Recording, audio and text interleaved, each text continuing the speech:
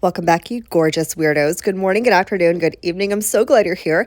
So, I had a request recently to do a press on nail set using nail polish. And I know that nail polish, for me at least, is totally making a comeback.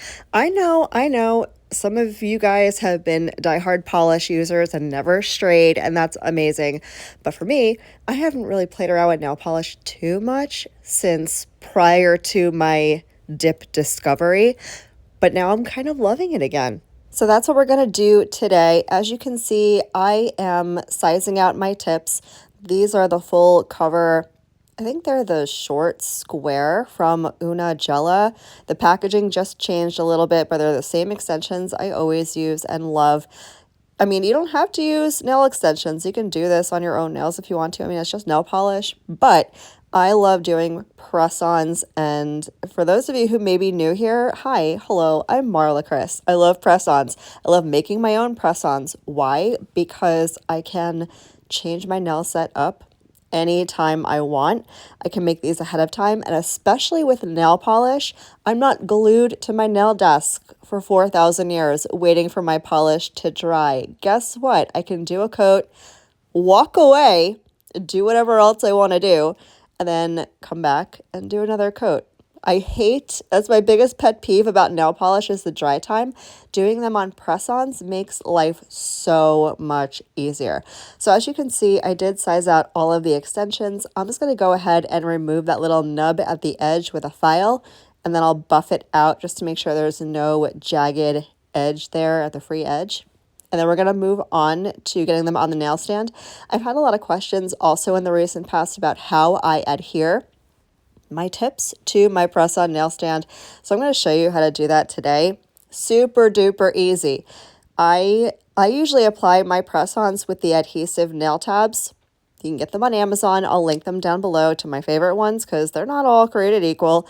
But I use those on the nail stand. And if you're thinking that's wasteful, is it though? Because I use the sizes that I don't need on my press-on nail stand, and I feel like that is just stretching the money that I spend on all these products a little bit further. So I went ahead and I got all of those filed up and shaped the way I want them to. Now I'm just going to dust off any of that debris from filing.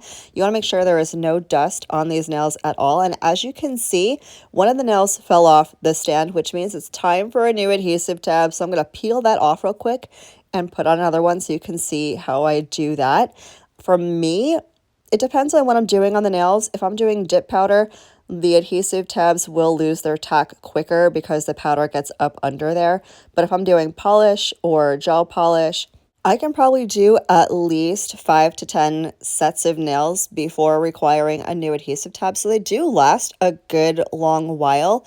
As soon as, how do you know to change it? As soon as it starts doing what it just did. If the nails are falling off, if they're not sturdy on the stand, time to replace the nail tab, and it is just that easy. So I'm going to finish removing all the debris from the rest of the nails once I get this nail back on the nail stand, and now we can move on to doing the actual polish application. I'm going to start off with a sticky base coat. This is just going to help your polish last super long on your extensions. I don't prep my extensions at all. I don't need to buff them over top, make them matte. I don't need to do any of that. Polish, especially with a sticky base coat, is going to be fine. Don't worry about it. As long as you're not doing construction, wearing your press-on nails, I guess. I don't know. It depends on your lifestyle. I could not decide what color to use. These are the polishes that I did a haul with from 1422. I think that's right. I'll leave that video up in the eye if you want to see all of those colors swatched out. This is the sticky base coat. I haven't tried this yet, so we're gonna test it out today together. Yes, I am wearing my bathrobe. It is cold out here in Florida. It's the frozen. It's not frozen. But it feels like the frozen tundra because I'm a Floridian and I have thin blood and I don't acclimate well to the cold, even though I'm a former New Yorker. Anyways, I'm just gonna speed through one quick application of the sticky base coat, and then again, beauty of press-on nails. I'm gonna walk away and just let this dry for a bit before I move on to the polish. Now, by walk away, what I really mean is I'm gonna sit here and watch the new Beetlejuice movie because I haven't seen it yet, and I don't want to spoil it for you guys if you haven't seen it. But it's freaking amazing. I loved it. I loved it so much. The character development over like 20, 25 years since the first one was just amazing. And I couldn't believe how Michael Keaton doesn't age, like at all. What is going on in Hollywood? I need to know the secrets. Anyways, back in with the polish, I chose this beautiful green foily color. And I know I'm not usually a green girly, although I think I might be a green girly now, so maybe I shouldn't say that anymore. I don't know. But I wanted to do something that was winter slash Christmas-esque, but in a non-traditional way. And this foil glitter was exactly what I needed. So I did one coat of that. And again, I'm going to set it down, let it dry. And once that's dry, I'm going to go in with coat number 2.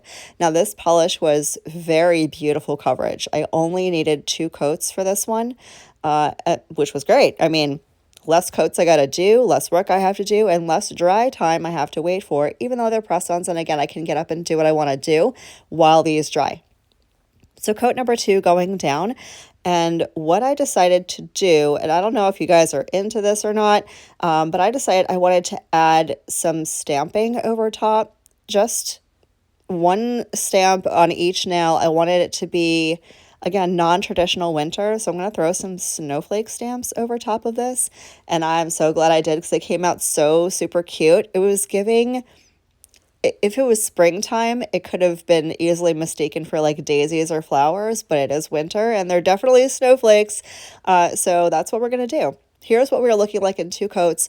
Those foils are so, like, I want to say they're so fire because they actually glow like fire. Oh, they're so beautiful.